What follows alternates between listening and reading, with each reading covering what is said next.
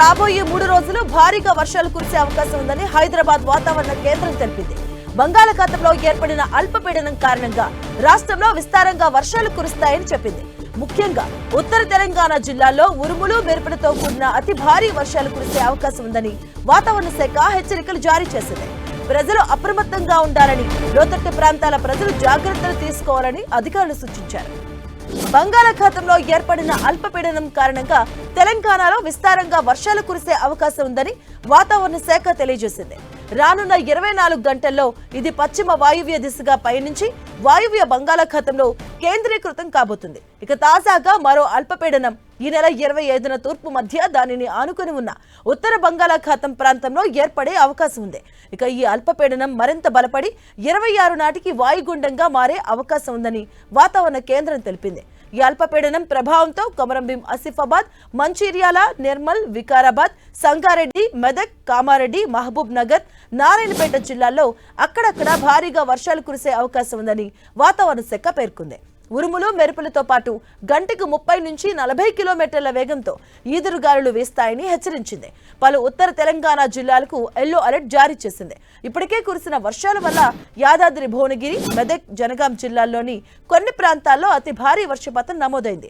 ఈ వర్షాల వల్ల లోతట్టు ప్రాంతాలు జలమయం కాగా భద్రాద్రి కొత్తగూడెం, కామారెడ్డి, ఖమ్మం, రంగారెడ్డి, వికారాబాద్, వరంగల్ జిల్లాల్లోని అక్కడక్కడ కొన్ని ప్రాంతాల్లో వర్షాలు కురిశాయి. దీంతో రహదారులపై నీరు నిలిచిపోవడంతో వాహనదారులు ఇబ్బందులు పడ్డారు.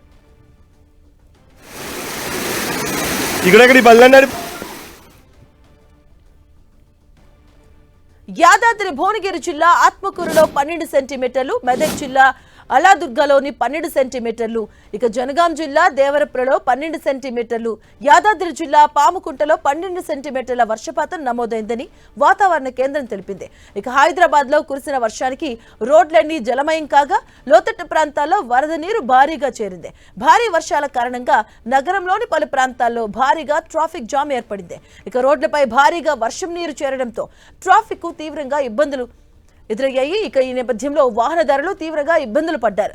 వర్షం కుమ్మేయడంతో హైదరాబాద్ లోని పలు ప్రాంతాలు అతలాకుతలమయ్యాయి. ఇక కుండపోత వర్షం కురవడంతో నగరంలోని పలు ప్రాంతాల్లో రోడ్లపై భారీగా వర్షం నీరు ఇంకా అలానే నిలిచి ఉంది.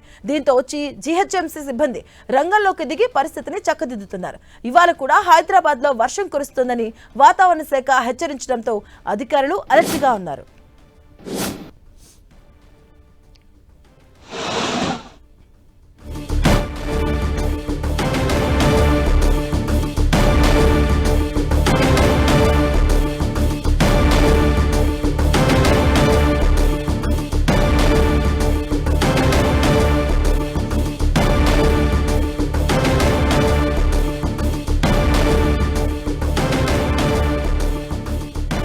తెలంగాణలో మరో 3 రోజుల పాటు వర్షాలు ఉండే అవకాశం ఉందంటూ హైదరాబాద్ వాతావరణ కేంద్రం హెచ్చరికలు జారీ చేస్తూ ఉంది. తెలంగాణలో మరో 3 రోజుల పాటు వర్షాలు ఉంటాయంటూ కూడా హెచ్చరికలు ఇస్తుంది. దీనికి సంబంధించిన పూర్తి అప్డేట్స్ మా కరెస్పాండెంట్ రాముడు అందిస్తారు. రాముడు,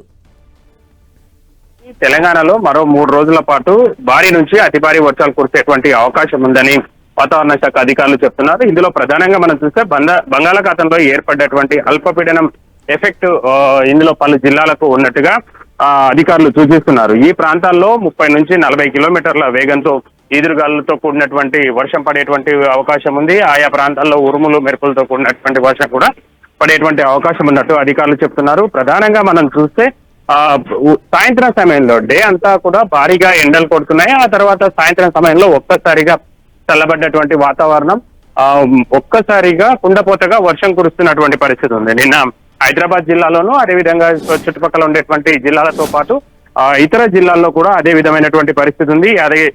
యాదాద్రి, భువనగిరి జిల్లాలో కూడా భారీగా వర్షం పడ్డటువంటి పరిస్థితి ఉంది.